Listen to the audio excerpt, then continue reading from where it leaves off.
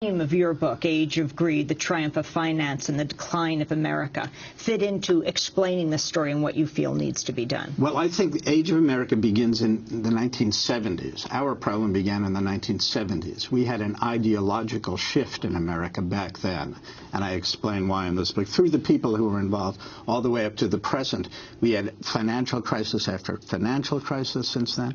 But I think this ideological shift continues.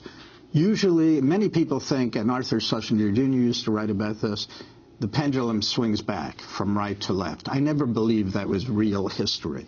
This pendulum swung back very slightly in late 2008, 2009, and the country has gone right again, swung back to the right again. I think this ideology, which I begin to explain in Age of Greed, became so fundamental in the 1970s, basically an anti-government ideology, which is not consistent with American history, certainly wasn't consistent with the progressive period that didn't only begin in the New Deal, but in the late 1800s, has turned America into a place that is very close to the precipice, very close to serious decline. Nations do decline. We have a long history of declining nations in the history of humanity.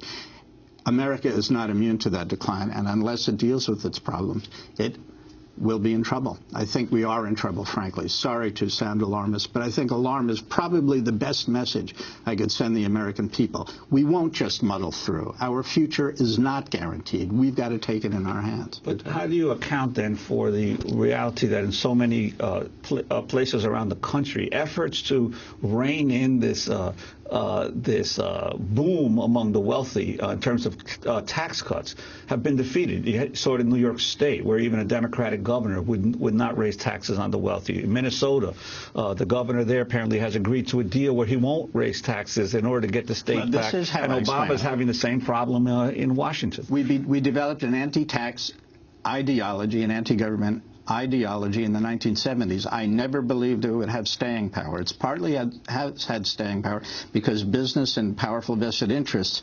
have supported it through lobbying and through well-financed think tanks. It's somewhat tragic. We have a low-tax country, relatively speaking. We can afford what we have to do, which includes social programs and public investments. It doesn't mean we don't get better at government. It doesn't mean some things don't have to be pruned. But we do have the resources to handle our problems. We have a serious ideology that's getting in the way. If I just can take one more minute, in early 1973, Ronald Reagan, when he was governor of the state of California, tried to get an amendment passed to his constitution to cut state income taxes. It was called Proposition 1, and it was sadly defeated by the Californians in early 1973. They said, no, we don't want to cut our income taxes. And in fact, we believe in government. 5 years later, 1978, Proposition 13, we all know about it, led to a tax revolt in America. In my view, in those 5 years, Americans changed. I always thought we would change back. We haven't. We want to thank you for being with us, and we're going to go in on our next segment looking at one of these think tanks, one of these organizations that is shaping America. Jeff Madrick has been our guest. Age of Greed, The Triumph of Finance and the Decline of America, 1970 to the Present, is his new book, regular contributor to the New York Review of Books and fellow at the Roosevelt Institute and head of policy research at the Schwartz Center for Economic Policy at the New School. This is Democracy Now! Back in a minute.